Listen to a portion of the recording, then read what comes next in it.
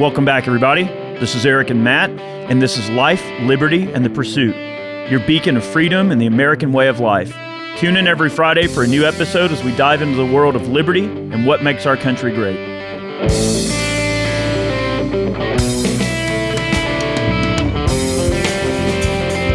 Got a new episode of Life, Liberty, and Pursuit here this Friday. Thanks for tuning back in. Also, this particular episode we are filming and putting over on our YouTube channel at Iraq Veteran 8888 over there. Check it out if you want. So some of you are tuning in on the YouTube channel. Some of you are listening in. We're on a bunch of different platforms, so make sure you check us out. And we're not going to film every single episode that we do. I'm going to try to pick more of the things that I think would be, applicable to the audience over at IV 8888. That's right. I mean, at least in my mind, just try to keep it somewhat gun-related in terms of the ones that we record. But I am going to be recording more podcasts and putting them over on the YouTube channel for you guys to check out. All right, before we get too far in today's episode, I'd like to give a thanks to the show's patron sponsor, and it is WeTheProcessor.com. They are a staunchly pro-freedom and pro-2A card processor. No monthly fees, low rates. You don't ever have to worry about being terminated or canceled by your current processor for what you sell. Sell what you want, when you want, to who you want. Really, good credit card processor, good group of people. Absolutely. I know a lot of folks are being censored and everything like that, and a lot of folks are being canceled and having issues with their credit card processors. So if you want a Pro 2A, pro-conservative credit card processor, check them out at WeTheProcessor.com. And go over there and sign up and look into that. All right? Absolutely. I will tell you, when we got canceled on our website, we use them now, and we've been using them for quite some time, and we're extremely happy with them. Excellent. All right. So, let's get into this. We're going to talk about some pending gun control legislation. Now, there's a heck of a lot of stuff floating around out there. And, to go by the numbers would require probably more time than what we have here, but we are going to sort of go through and look at a few things.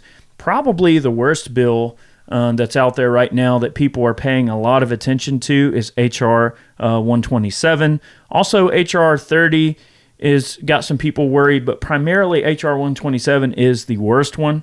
All right, because what it's looking to do is provide a licensing scheme for firearms and ammunition, the possession, registration of firearms, and to prohibit the possession of certain ammunition and even guns. So it's a terrible thing, on the outside.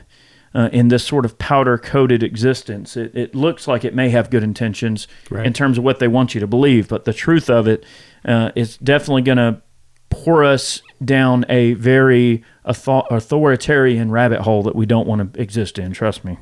That's right. I mean, if you think about H.R. 127, it's authored by Sheila Jackson, very well-known anti-gun politician out of Houston. And the funny thing about Sheila Jackson is that she introduces anti-gun legislation religiously, like she's been in office since 1995. So as some of the core audience you guys are watching, were probably born around 1995. Eric and I are a little bit older, but I mean, that's right up there with, a lot of viewers' time of, being born. It's a very long time, and I'm all for term limits. I think this is a great example of why we need term limits. But if you go back and look at her history of introducing anti-gun legislation, it's just it gets more outlandish every single time. And granted, none of them pass. But this one seems to have gotten some legs, even though it is grossly overstepping the Constitution. For some reason, it was just one of those like throw everything at the wall, see what sticks. And I have no idea for the life of me why this one decided to stick, because it's crazy. And you're going to go into it, but it's got legs, and I'm concerned. Yeah, I mean, a lot of people are concerned, and with good reason. I think the approach that they are certainly taking, the anti-gunners are taking to gun legislation is, they're absolutely taking spaghetti and throwing it at the wall, and they're seeing what sticks. And in their mind, every single bill that's written is so bad and so crazy and so far-reaching that even if they just get one thing passed, to them that's a victory. And the bad part about it is no matter which part of the spaghetti sticks, it's going to infringe on the rights of our citizenry. And especially right now, at a time in our environment and our history as a country, never have more people wanted to become gun owners and to take self-preservation into their own hands. And I mean, January showed a record amount of NICS checks. Now, NICS is not the only thing to go by. I mean, some people make their own guns, some people buy, sell, and trade, or people pass away, and you know, you end up getting them as gifts and things. So there's all these other situations where someone could become a new gun owner. We're only talking situations where someone actually went through a NICS check. Also, the numbers that the NICS system shows for January, I think it was like 5.8 million, which is a new record for the amount of people that are buying guns in a single month, right?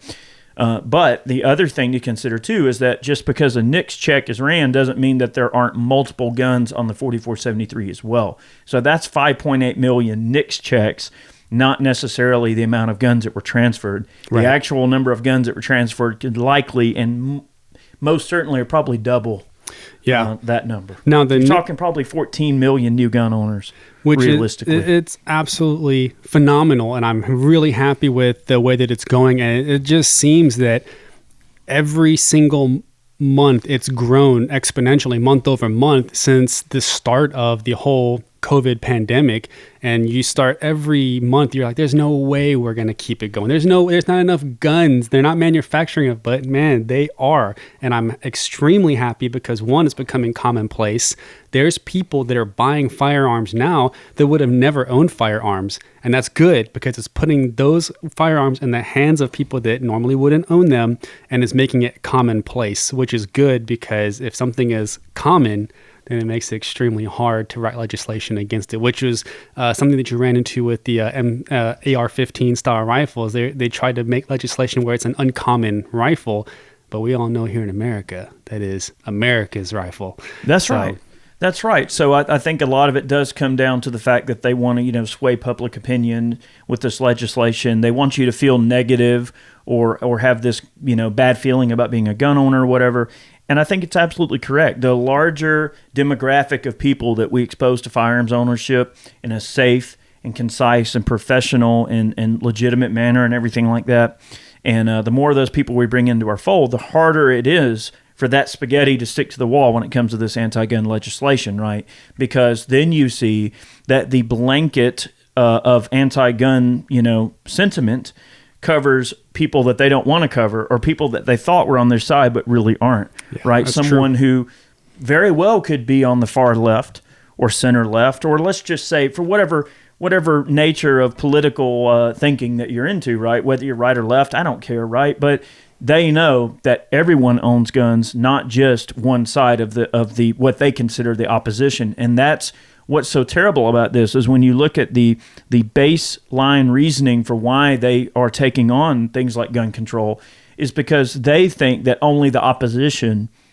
owns guns or cares about guns. And they think, well, never in a million years would my voter base give two craps about owning a firearm. And I think they're really wrong. And it's because they're out of touch.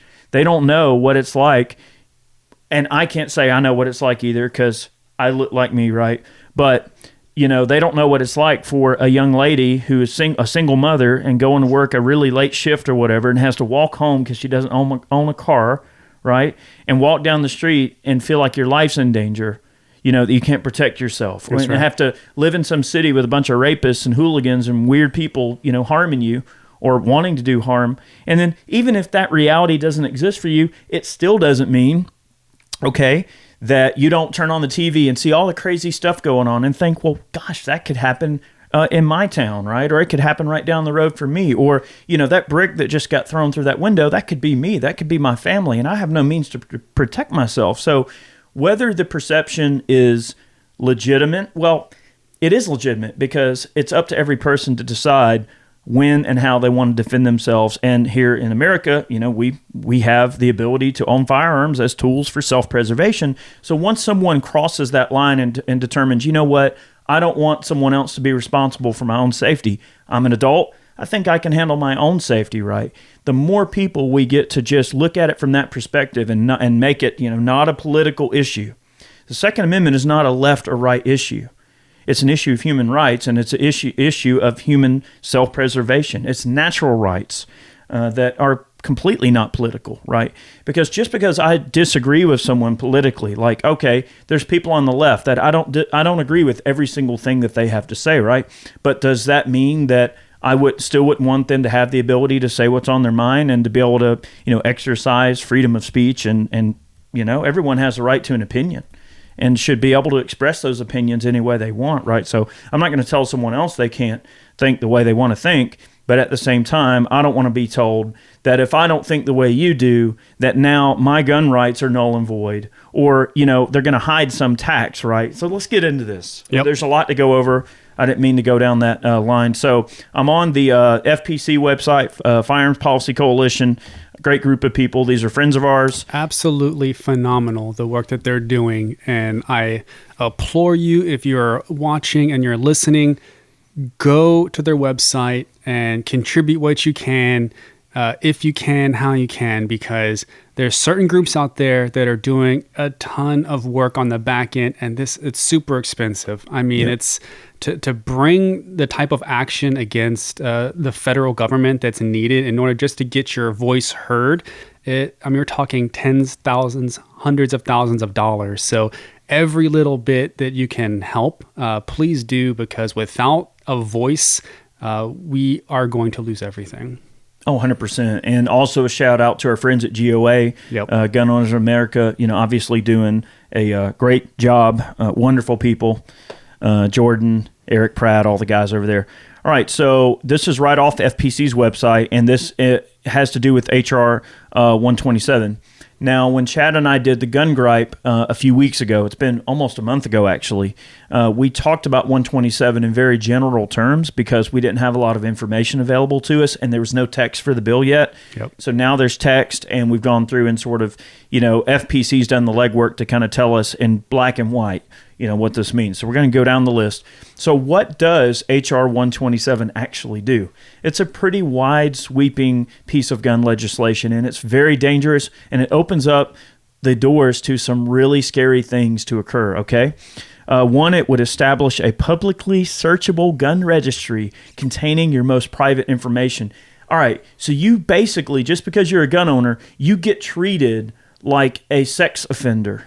It's the same type of thing. Like the sex offender registry, you can pull up and see anybody that lives in your area that's a registered sex offender. And, all right, you know what I mean? I understand someone needs to know if there's a sex offender living in your, That's right. in your midst. But they're trying to basically say that right out the gate, if you're a gun owner, we're going to treat you like a sex offender. So again, goes into that pre-crime, thought crime. Basically, they hate your way of life. They hate you for being a gun owner, and this is their way of punishing you and causing you to become under scrutiny, right? So under this, all right, all of these extreme left people, folks that are on the anti-gun side of the coin that bought guns, right? Well, they're still a gun owner. Just because you disagree with the right or conservative views politically doesn't mean that this doesn't apply to you. Right, so what's going to happen when all these woke leftist politicians and woke leftist Hollywood elites and sports people end up on a watch list with all your most private information? That's going to be awkward going into work the next day.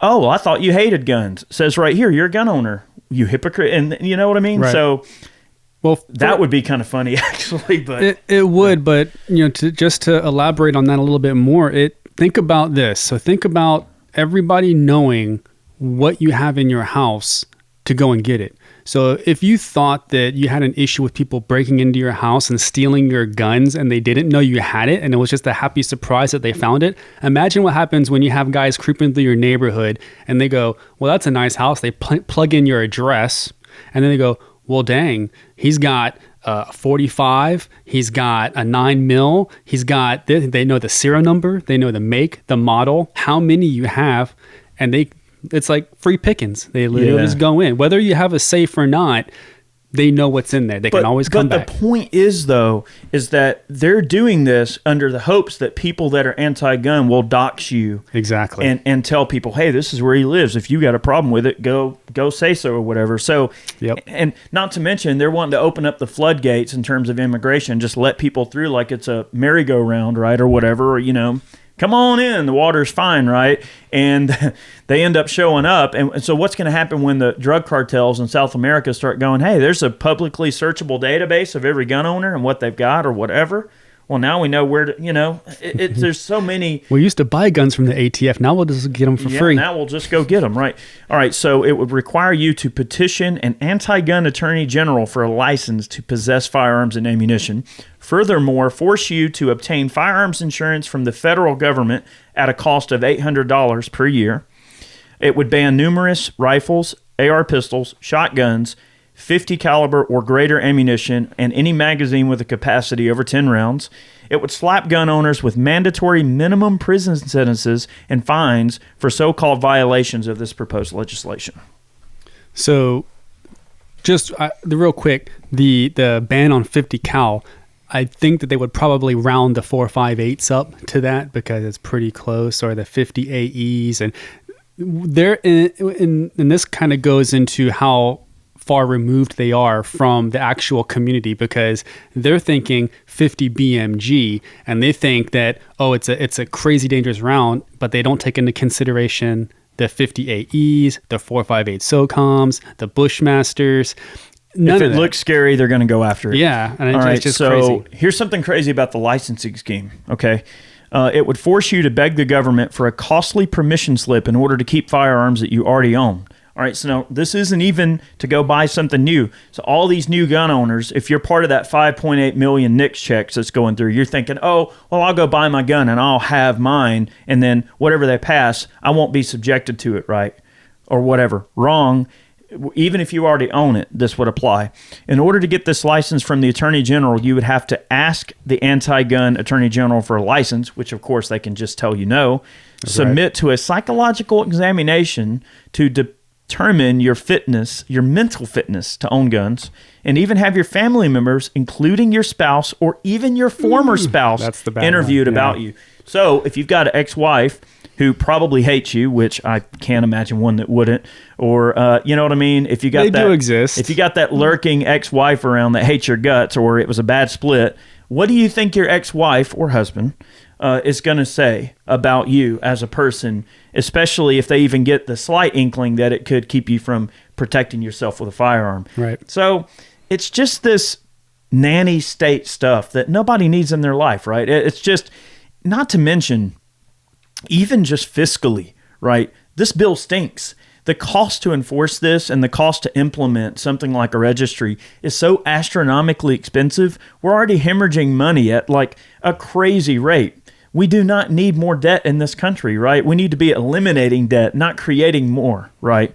So the issue is that, all right, you look at the long gun registry in Canada, right? Mm-hmm, right. They had that going on. They ended up dropping the long gun registry in Canada because the cost to maintain it and to have people staff it and deal with all the paperwork and all of the extra burden and headache from a regulatory standpoint was so crazy. They're like, you know what? This is so expensive.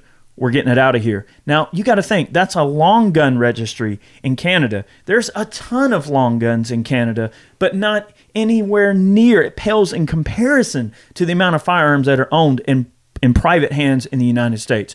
We own more guns as civilians, as just regular folks here in the U.S. We own more guns than the combined militaries of the entire world.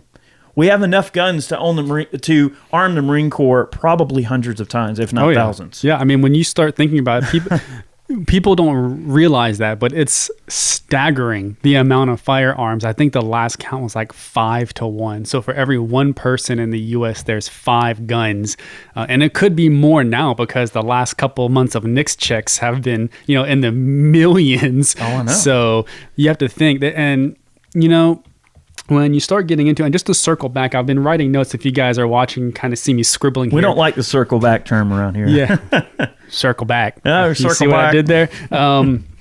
So when you said, you brought up that, the bill is, you mentioned that the single mom walking home, the bill in and of itself targets low income minorities because it's basically taxing. You haven't got to that part yet. You said that was a registration fee of $800, I believe, but it's a recurring insurance that you have to maintain. Well, the insurance is separate from the actual registration. So you have a registration per license, whether it's a handgun, rifle, whatever it is, they're all separate. Then you have the insurance, the mandatory insurance, and then you have the training aspect and the ongoing monthly or ongoing yearly registration fee. So think about this. If you are a lower income person, you don't have the time nor the money to exercise your Second Amendment rights. And they're basically pricing you out of your own rights. Protection. Yeah. And what's crazy about it too is think about the government having the gall to say, oh, well, you have to buy government mandated insurance. So like, what if it were like you have to buy it through the government and pay $800 a year? Imagine about like the ultimate insider trading Ponzi scheme, right? Because you've got 30, 40 years of FBI crime data. You know exactly how many guns are being used in crimes. You know that it's such an negligible amount that if you can tack the average gun owner for $800 a year, you've got a gold mine you're sitting on, basically free money, because you know that the dangers of gun ownership are in no way, shape, or form outweighed by the negative connotations of gun ownership. I mean, yes, crimes occur. Yes, people get shot. But also, gangs shoot a ton of people, and the cops shoot a bunch of people. And when you start factoring in people committing suicide and accidents and things, totally non-intentional environments, using a firearm to cause death to another person, you have a greater chance of gravity killing you than you do an AR-15, especially, or really guns, period. They want to paint this picture that America is this crazy, like you watch the movie Escape from New York, right? They want you to think that America is this broken off island of degenerates and criminals and weird people and folks that are all, now, granted, some of us probably are a little bit on the wild side. I'm not going to deny that, okay? But they want to act like average Americans are so bad that they have to be punished. You know what I mean? Like, oh, you're not smart enough to own your own existence. You're not smart enough to make this decision on your own. You have to have an overlord explain to you how things are going to be done. So and dictate your life and how to live your life and what you can and can't do. And the AG, you said the AG has to sign off on all permits. Can you imagine the backlog and the wait time for that? If you have one guy having to rubber stamp everything, it's if you think the wait time for a silencer or an SBR or an NFA item is long, imagine when everything has to go through one guy. Yeah. And then you have to do a mental evaluation, and then the overloaded, whatever they're going to do, that's going to take probably months to years to filter through all of that. Mm-hmm. Nobody wants the liability of signing off on something and then something happens. It's going to be a mess. Absolute nightmare. Well, it's like trying to get a pistol permit in New York. Right. Good luck. A concealed carry permit in the city of New York is almost impossible to get. It's not to say they're not out there. You can get them. You have to be politically connected. You got to know the right people.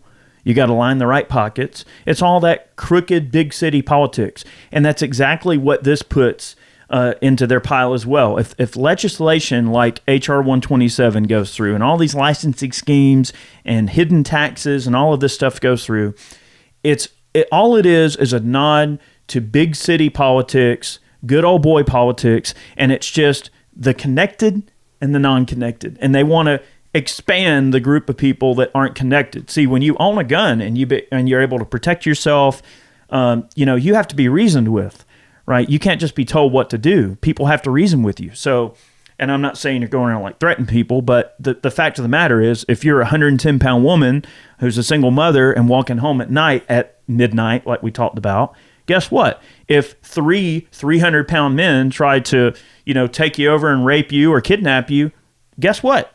They have to reason with you because you have a gun. You got the equalizer. You got the equalizer, right? So that's the thing. So it's real scary to think about in the big scheme of things, how these situations could go. There's a ton of pending proposed bills. HR 127 was one that I really wanted to spend a little more time on, and I think we went through that. Let me just quickly mention, too. So we already talked about the Ex-Wife Revenge Act of 2021. That's basically what FPC is calling HR 127, and they're extremely right there. Okay. Well, I'll take this moment to just touch on the great Florida representative Marco Rubio. So an interesting fact, he just introduced some extreme high-risk protection order legislation. It was Senators Marco Rubio, Jack Reed, Angus King, and Rick Scott. So Florida turned, basically flipped. Florida's gone because they both of them introduced anti-gun legislation. And Rubio ran on a pro-gun campaign. His agenda was pro-gun. He got $1 million from the NRA, and then he turncoated. And yet here we are. And here we are a year later, and he's introducing, and basically he first introduced this bill in 2018 after the Stoneman Douglas High School in Parkland. Now, I will tell you that particular instance could have been resolved a lot quicker if it wasn't for the cowardice shown by the sheriff's deputy there. That has been proven. You can look it up. Dude ran away. But just to give you an outline of the bipartisan bill, it's an Extreme Risk Protection Order and Violence Prevention Act, which would dedicate U.S. Department of Justice funds to incentivize states to adopt laws similar to Florida's existing risk protection orders. And we know that at least one person has already died because of that, which is unfortunate.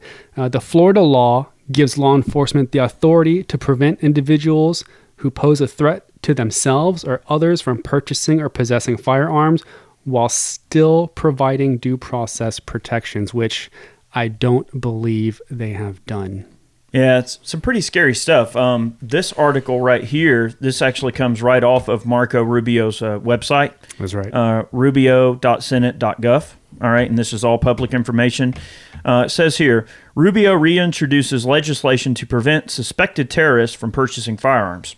So, and when you read through it, you're kind of thinking, well, what's the big deal, right? I mean, this seems like, okay, well, you don't want a terrorist buying a gun. So it's like they put this all in a nice, comfy package to make it feel like, oh, well, yeah, why wouldn't I vote yay towards a bill that keeps terrorists from owning guns? But the problem is you don't realize the Pandora's box that they're attempting to open, right? It's a completely different thing. And what they're really getting at, right here, all right, simple bullet point right from the website. When an individual who was the subject of a federal terrorism investigation within the last 10 years tries to obtain a firearm, it allows the U.S. Attorney General to delay the purchase or transfer for up to 10 days and file an emergency petition in the court to prevent the transfer. If the court finds probable cause, blah, blah, blah, blah, blah, then they'll arrest the individual. But that's the thing. All right, who's to say who gets treated like a terrorist and who doesn't? So if you get some extremely anti-gun politicians like we have now, what's to say they couldn't just go, you know what? We don't like all those people right there, and we're just going to, they don't know they're being investigated, but let's just say they're being investigated, right? Or what if you are being investigated when there's no dang reason, and now you find yourself on some phantom terror list that you didn't know you were on and don't even know why you're on it, and then have the men in black show up in your front yard and freaking arrest you for something you don't even know why the heck you're being arrested. You know, that's the scary part about it. Now, on the outside looking in, it's like, okay, well, a bill like this is, you know, we're worried about the bin Ladens, right? Like the, you know, people that might hijack an airplane or do some heinous, terrible thing. Well, that's right? the idea they have in their head. That might be what they're thinking, and that's what they want you to believe. But the connotations and where this can go is very dangerous, right? I mean, define terrorism, define an individual being investigated for terrorism. I mean, define that, right? When you give them the ability to just label someone with this word that they've created to just create fear in people, right? It's all about trying to take that one side of the equation and make them the bad guy, make them the demon, make them the person that is just universally hated. And that is the issue. It's like it has the flavor of being one of those things where they're trying to sway people's opinion on gun owners, right? So, you know, oh, well, if you want to buy a firearm, we have to make sure you're not some crazy whatever, suspected terrorists. Well, define suspected terrorists. I mean, it's dangerous, and I don't think it's good. Dan Crimshaw and I got into it last year a little bit on social media. I mean, I talk to Dan from time to time, and I feel like Dan is a good guy and loves this country. I do believe that.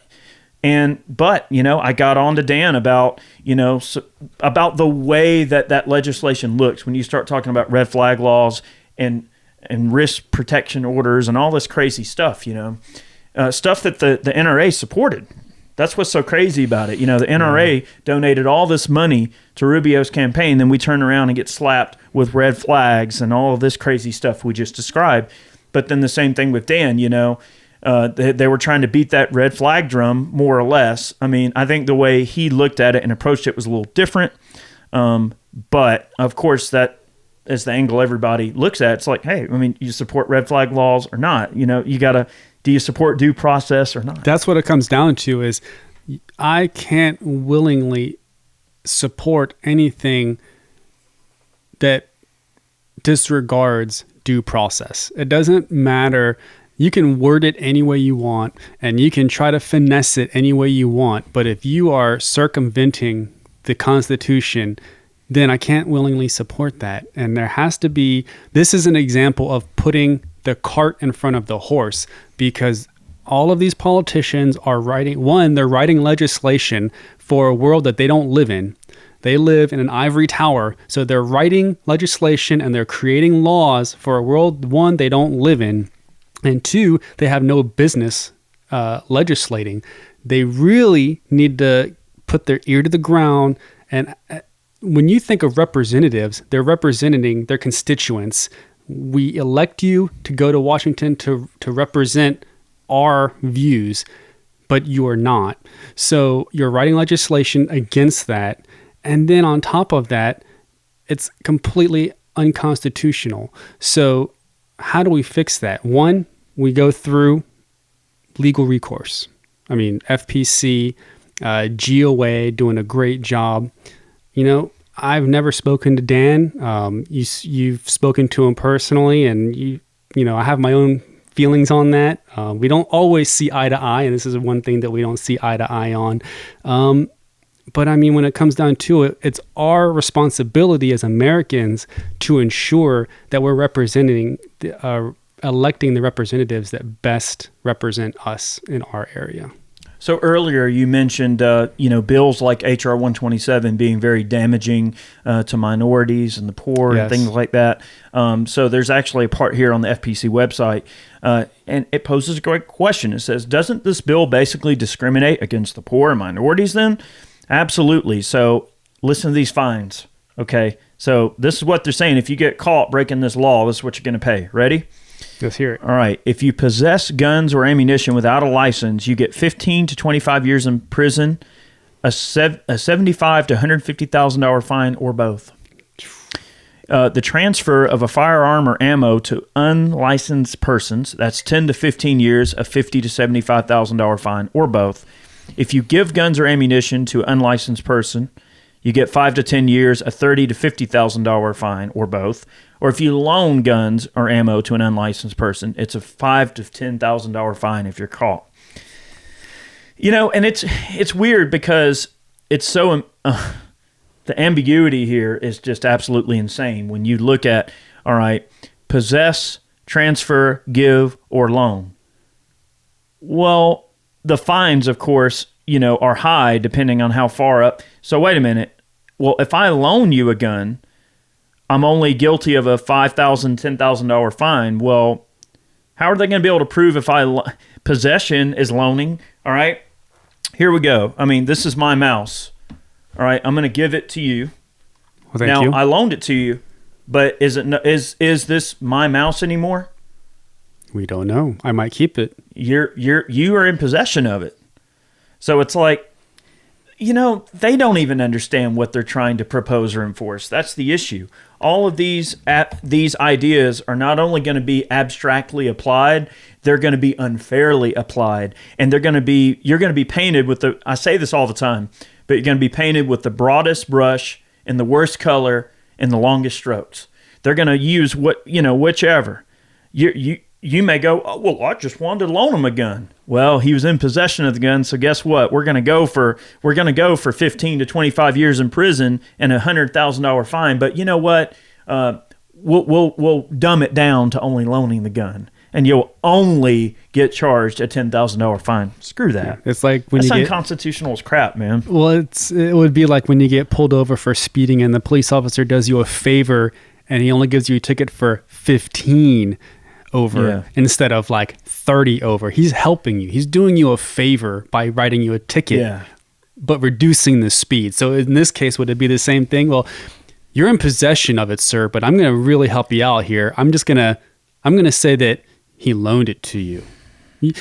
You're right. It's unconstitutional. They shoot high knowing that they're going to. Exactly. It's like the oldest trick in the book as far as negotiations go. Mm-hmm. But even to take that a step further, and if you want to talk about, anything being systematic, you're already targeting minorities and low income people.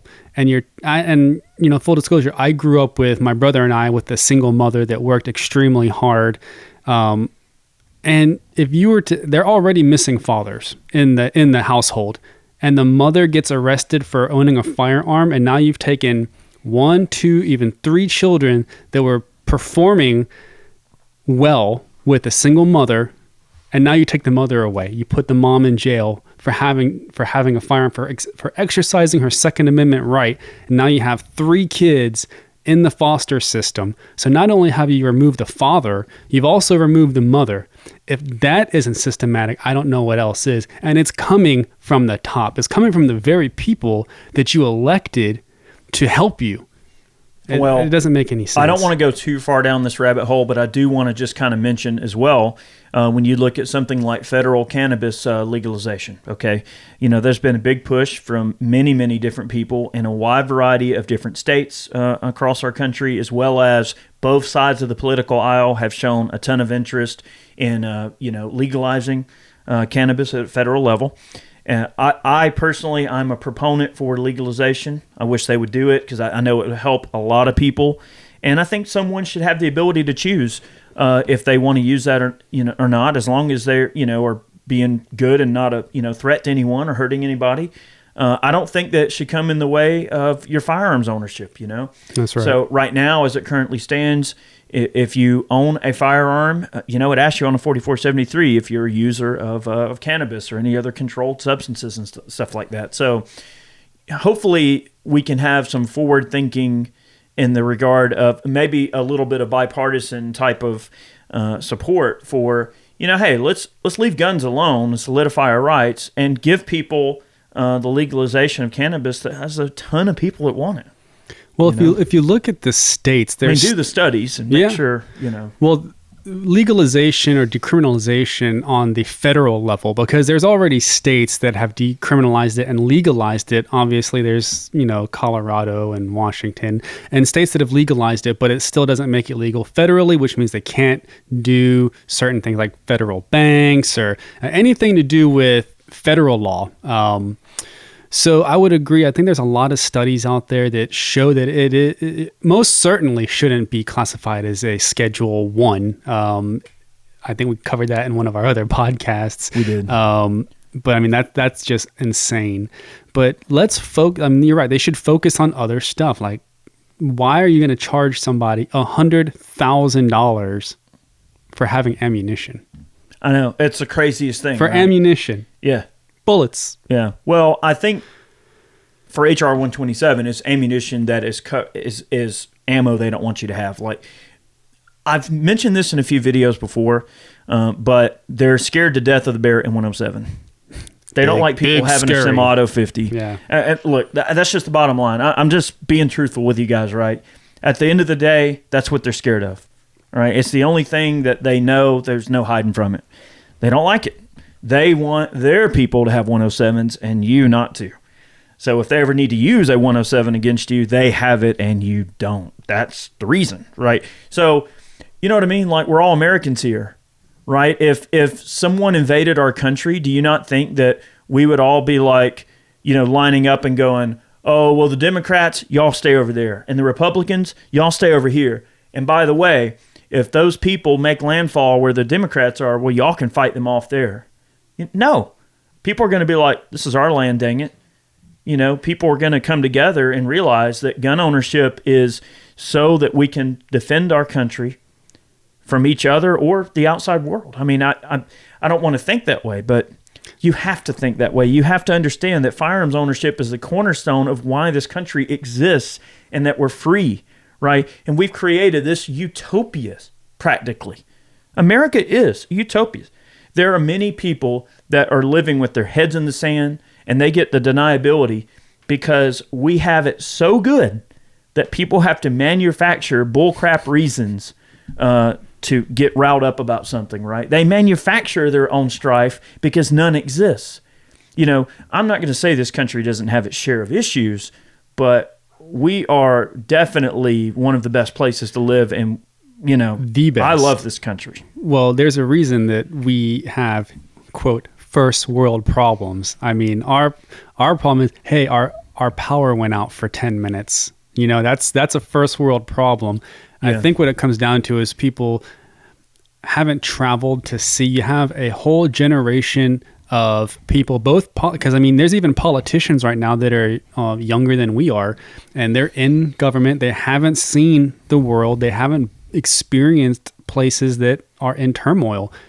Think Venezuela, think any communist country, Cuba, and North Korea, China, even Hong Kong right now. They were a somewhat democratic portion of China, and they're in a bad way right now. They're in, I wouldn't say turmoil, but it's pretty close. Many of the South American countries, dirt floors, no power. They have something. They have a reason to come to America because we are the beacon of freedom of the world. We are so lucky to get to live the way that we live, right? And it's like if things are going great, all right, we can make things great for lots of people, right? There's tons of people within the community that are giving back and doing great things for other people and helping to bring people out of negative places in their life, right? So that's our responsibility. That's not the government's responsibility. You know what I mean? So the same type of thing, like the government should not try to regulate firearms ownership in the way that they do, and especially these far-reaching bills like H.R. 127. So wait a minute. Are the politicians' bodyguards going to turn in their MP5s and P90s and sidearms because they don't want you to have them? No, they're still going to have them. So their life is worth having a P90, an armed guard with a P90 in front of them, but your life isn't worth you having a P90 in your home. So that's what's scary. They don't want you to protect yourself. They want you to be dependent on them. They want to dictate to you and tell you how to live. They don't want you to have freedom of choice. That's the issue. This removes freedom of choice. This paints a target on your back, if anything. So I'm going to go through the list here, and we're not going to go through all these summaries because there's a lot of pending gun legislation. H.R. 127 is probably the scariest one, but I'll just quickly go down here and paraphrase some of the other things that are out there, and I would encourage you guys to look into it. We still got plenty of time here today, but let's see. H.R. 30. This increases the public safety by punishing and deterring firearms trafficking. And this is the language from the bill, not my language of how I feel about it. Just keep that in mind. H.R. 121, this provides for the hiring of 200 additional ATF agents and investigators to enforce gun laws. So, of course, you can't roll out all these gun laws without having more people you need to hire to carry it out. So 200 people are going to police the entire country on one of the largest armed populace of civilians on this planet. Good luck. And you're going to hire 200 people to handle that? Okay. All right. H.R. 125, to amend Title 18 United States Code to provide for a 7-day waiting period before a semi-automatic firearm, a silencer, armor-piercing ammunition, or large capacity ammunition magazine may be transferred. So, of course, getting into crazy waiting periods, which I've told you guys in previous Gun Gripes and in some of the previous podcasts that California-style gun control will eventually go to the rest of the country if we don't stand in its way. All these people that are like, oh, something that's happening in California, oh, that ain't got nothing to do with me. I live all the way over here in Georgia. Wrong, because they use the worst possible gun situation they can find in terms of gun control, and they write that as a model for the way they want to try to handle it federally. Well, look what happened with Texas. All of the mass exodus out of California went to Texas. Where do you think they're coming next? They're working their way east. So you have guys in the Midwest that are, in the middle of the country, and then you have, like, we're here in Georgia, so we're south. We're getting hit from people exiting New York.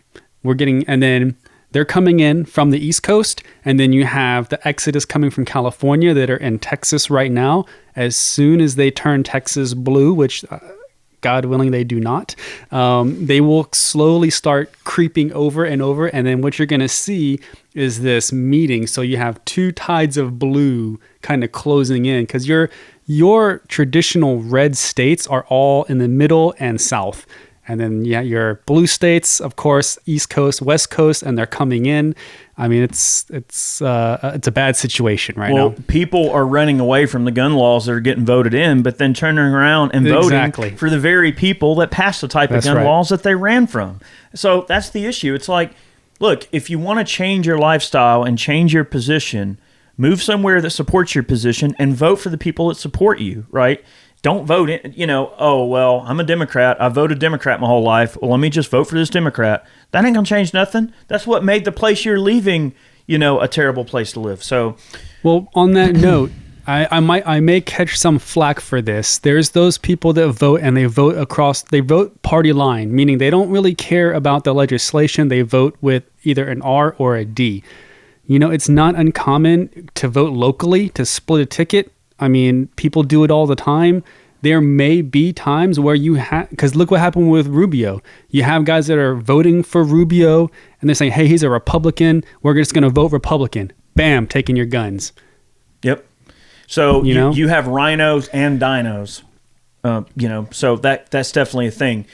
Chad and I did a Gun Gripe episode. If you haven't checked it out, on Manthus there in West Virginia, does a Democrat stand between us and gun control? The answer might surprise you, so check that out if you haven't. And that kind of goes into the same type of paradigm, whereby, Marco, of course, is showing he wants to play Marco Polo with the gun rights.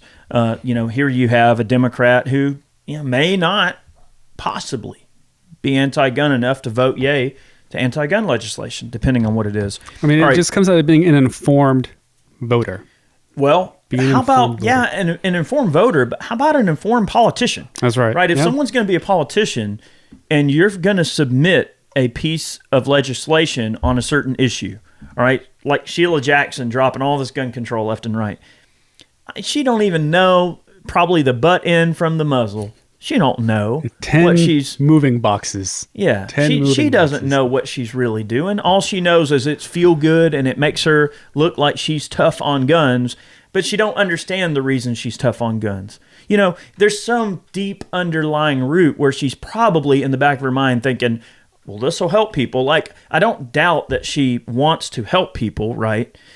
But I think that what she thinks the issue is nowhere near the same field as what she's actually proposing. She thinks that guns are the problem intrinsically as a device, and it's people that cause murder and harm and issues. It's not the device, right? I mean, what did Cain kill Abel with, or which one in the it was Cain. Was it Cain and Abel? I believe so. I'm not up on my Bible studies, but I'm not up on my Bible studies either. But I mean, Cain killed Abel with a rock, rock, an assault rock. Yeah, an assault rock. Was it black with a pick rail? I mean, or they have wood furniture on it. I mean, come on. People are evil and do evil things, and the tools aren't going to change, right? We could dole on that forever, but I feel pretty strongly about that. All right, we already discussed HR 127. I just want to get down here. HR 130. Okay, this would require the safe storage of firearms and ammunition, and to require the investigation of reports or improper storage of the firearms or ammunition. So, as Chad and I mentioned in the previous Gun Gripe, the safe storage requirements, which let me check here and see if there's language. Yeah, so the language of this bill is live. If you want to check it out, that's HR 130. And, of course, now there's language for HR 127. Let me just quickly check HR 125. There is no language or summary.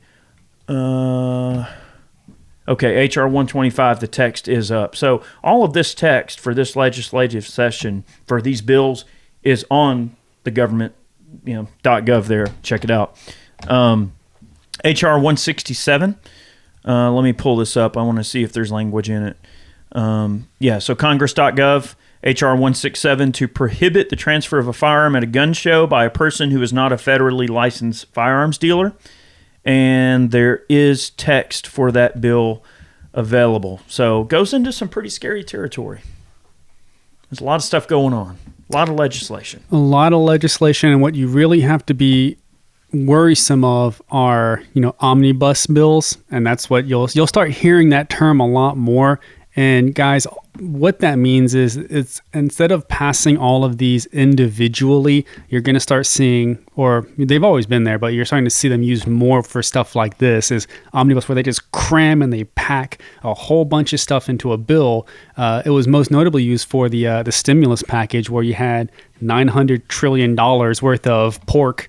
America got 127 trillion or whatever out of that 900, and then the rest of it went somewhere else. Who knows? Lost in translation. Dude. With thousands and thousands of pages. But you're going to see the same thing with gun control too. They're going to have one thing, and they're going to start cramming all these bills in there, and these things become thousands of pages.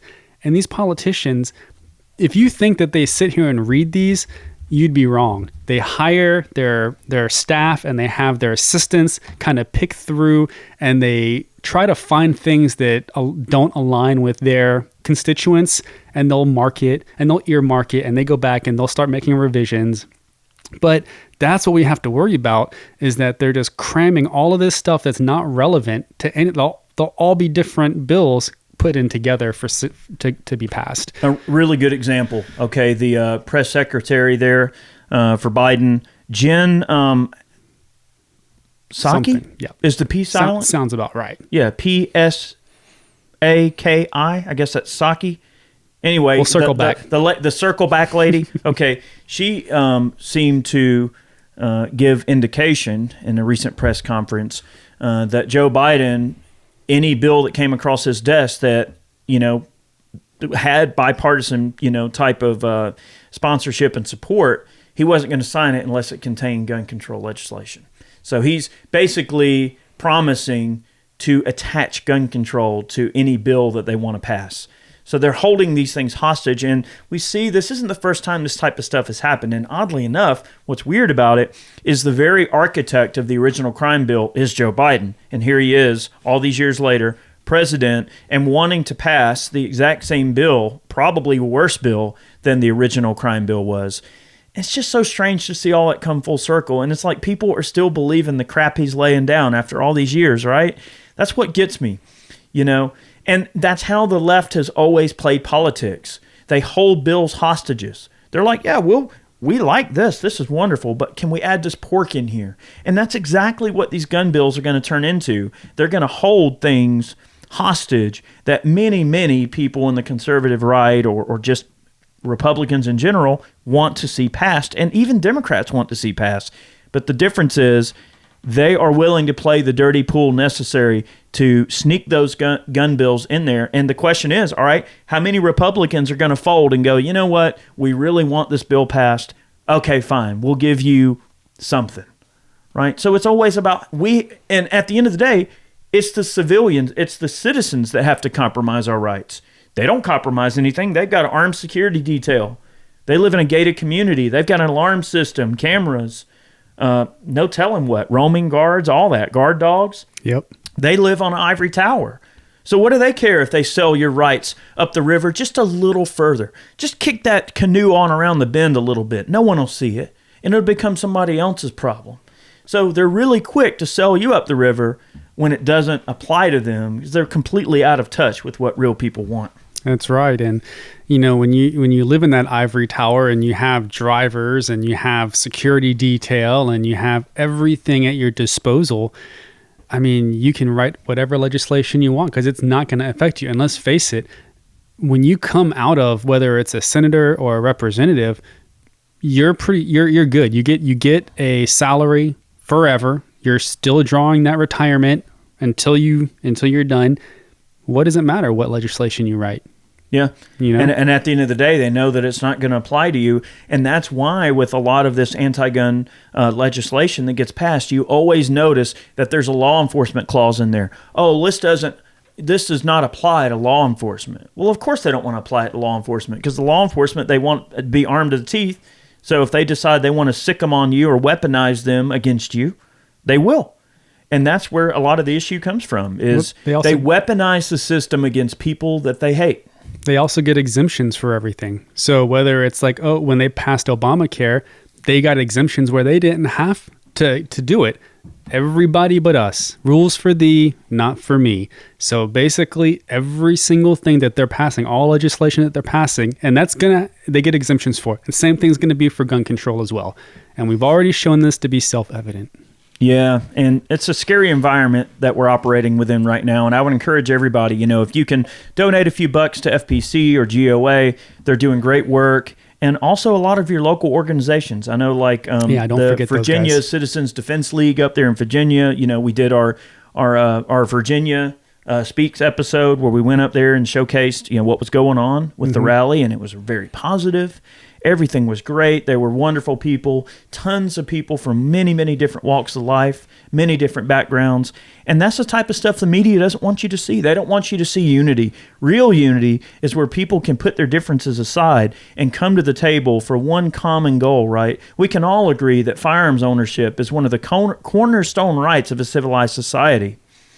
And, when you've got all these different people coming together, different racial backgrounds, religious backgrounds, no matter what, this random detractor you want to throw into the mix, that, people want to describe why they're different, but they rarely want to describe how they're all similar, right? And you got a lot of people coming together. Hey, we may not agree on every tiny thing, but we support and show solidarity for the Second Amendment, because we understand the brave men and women that have sacrificed a lot for us to have the ability to protect ourselves, to protect the Bill of Rights, that it's very important.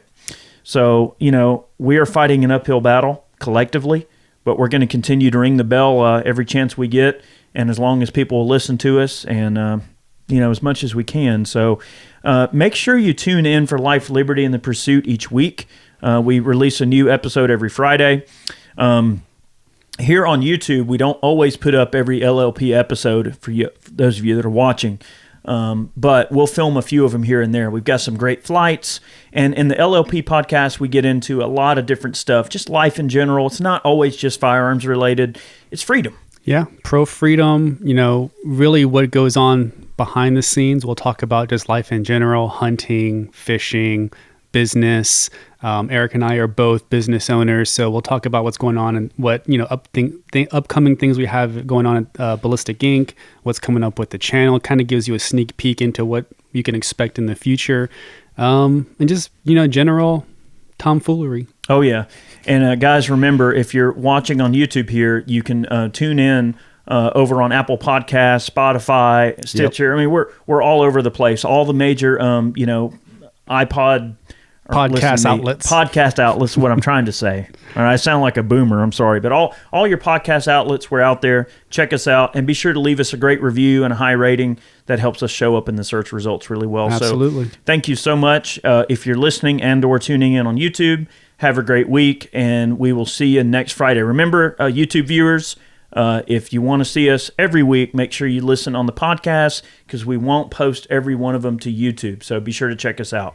Have a good one. And anything else before we go, Matt? That is it. All right. Have a good one, guys. Live free. Be happy.